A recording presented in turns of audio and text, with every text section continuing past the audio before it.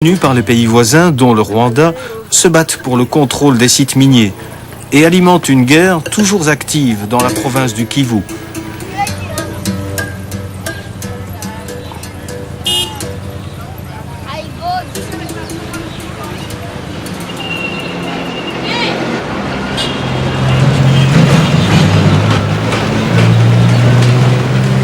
Aux portes de Bukavu, les déplacés s'entassent dans des abris de fortune. En quelques mois, l'insécurité a fait s'agglutiner sur ces collines près de 800 000 déplacés de guerre. Livrés à eux-mêmes dans des conditions d'hygiène inexistantes.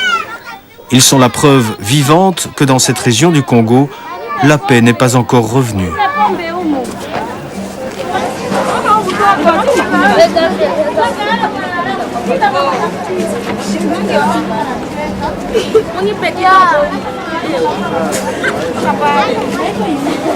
On a tué beaucoup de gens et quand nous voyons cela, j'ai fui, moi avec ma famille, avec le maman qui ont fait toutes les choses comme l'intérim, la violence, la tuerie, etc., etc. Vous espérez retourner un jour dans votre région ? Je ne peux pas replier dans mon région parce que je n'ai rien.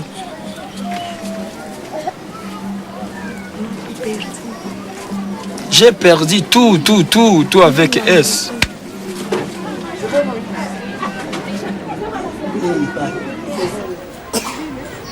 Marie-Louise Lunda est l'une de ces déplacées. Elle a fui les combats violents qui se déroulaient le long de la frontière rwandaise pour se réfugier avec ses enfants dans cette petite maison.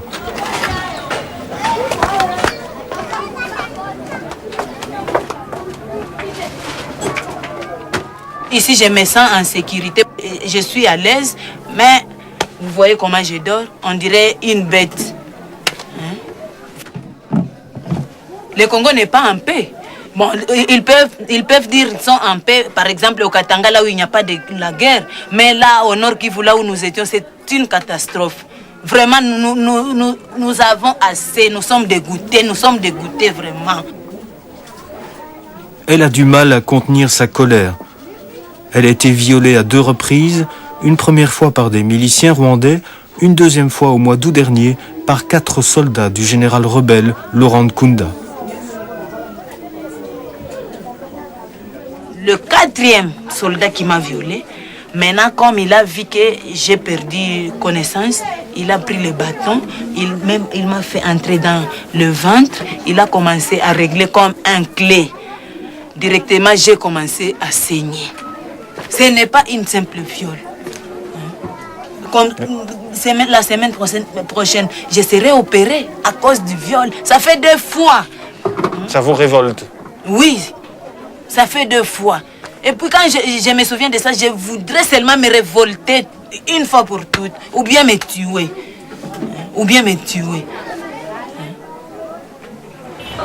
Je dirais que le gouvernement congolais n'a rien fait pour moi et pour les autres aussi.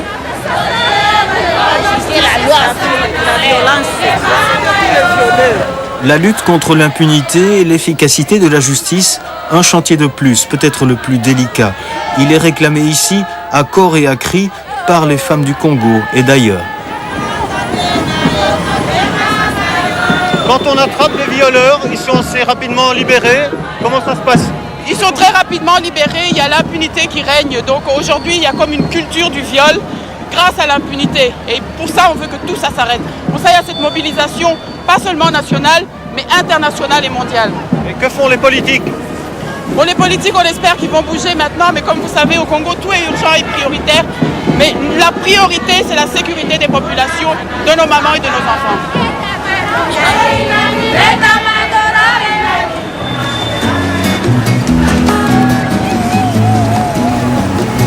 Au Katanga, la paix s'est installée depuis un moment déjà. La province possède l'essentiel des ressources minières du Congo, un solide capital.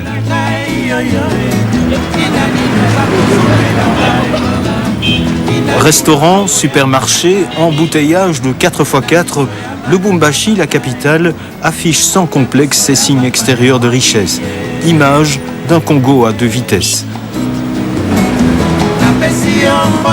Ces camions lourdement chargés de minerais traversent la ville. Direction la frontière zambienne, toute proche. Mais pour éviter la fuite de ces ressources, le Katanga a tout simplement interdit toute exportation de minerais bruts. Seul le minerai concentré, c'est-à-dire transformé sur place, est autorisé à quitter la province du Katanga.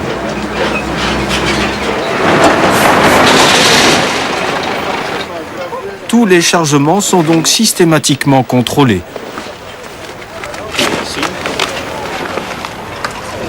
Ça, c'est le concentré cuivre de roi Chimaïne. L'artisan de ce système, c'est le nouveau gouverneur de la province, un riche homme d'affaires élu en janvier 2007. Quand on exportait les minerais bruts, les gens n'investissaient plus. Les gens étaient là, c'était comme une vache laitière où on prenait le lait chaque matin. Maintenant, aujourd'hui, les gens ont commencé à investir dans la province. On voit qu'il y a des chantiers qui poussent comme des champignons. C'est parce qu'on a interdit l'exportation de minerais bruts. Et ça nous a beaucoup aidé, même dans nos recettes. Et il y a de la valeur ajoutée. On est en train de créer l'emploi.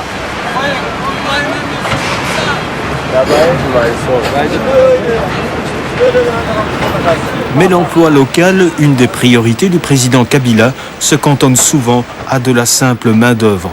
Comme beaucoup d'autres, cette entreprise de concentration de minerais de cuivre est chinoise. Les Chinois semblent avoir investi le secteur sans trop se soucier des conditions de travail de leur personnel. Nous sommes en plus ou moins 200 personnes. Mais curieusement, nous avons remarqué que les Chinois sont plus nombreux que nous. Parce que normalement, pour un travail de 500 personnes, il y a au moins 300 Chinois et 200 Congolais. Alors les Congolais sont en train de faire n'importe quoi. Vous comprenez, les qualifiés sont des Chinois. Maintenant, les Congolais sont vraiment de la basse main-d'œuvre. Chaque jour, du matin au soir, nous vivons les injures, ils sont en train de nous brutaliser, tout ça. Et hier, il fallait être là parce qu'ils sont en train de brutaliser les gens. Ils nous donnent même des coups. Les entreprises elles-mêmes ne fonctionnent pas de manière transparente. Les enquêteurs de la Ligue contre la corruption et la fraude dénoncent la montée en puissance des Chinois dans le secteur minier. Ils sont nombreux qui vivent irrégulièrement, qui n'ont pas de passeport, de permis de travail, rien du tout. Et ils sont favorisés par les services d'immigration. Nous avons déjà dénoncé. La Direction générale des migrations contrôle régulièrement les entreprises chinoises de Lubumbashi. Congo Dongfang Mining est soupçonné d'employer de nombreux illégaux. Les inspecteurs congolais de la DGM tentent ici d'effectuer un contrôle surprise.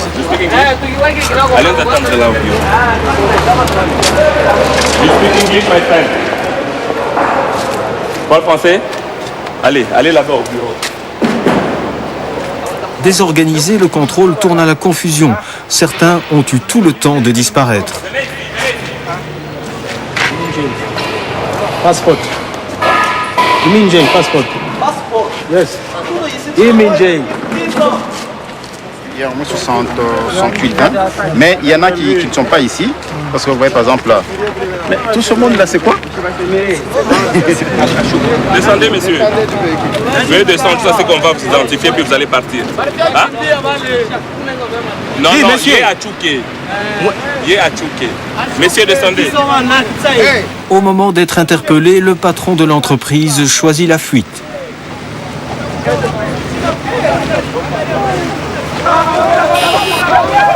Mais finalement, rien ne sera retenu contre lui. Si on expulse 2 aujourd'hui ou 10, on filme et le soir, ces mêmes personnes rentrent. C'est ce qui se passe ici.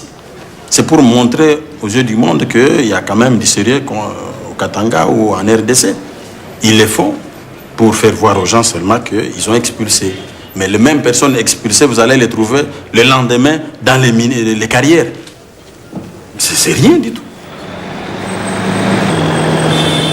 Comme les 10 autres provinces, le Katanga devrait recevoir 40% des recettes que l'État perçoit en matière de douane et d'impôts. Ce système ne fonctionne toujours pas. Il a laissé le champ libre à la fraude et à la corruption. Le gouverneur du Katanga a voulu mettre de l'ordre à la douane et instaurer un système de péage routier.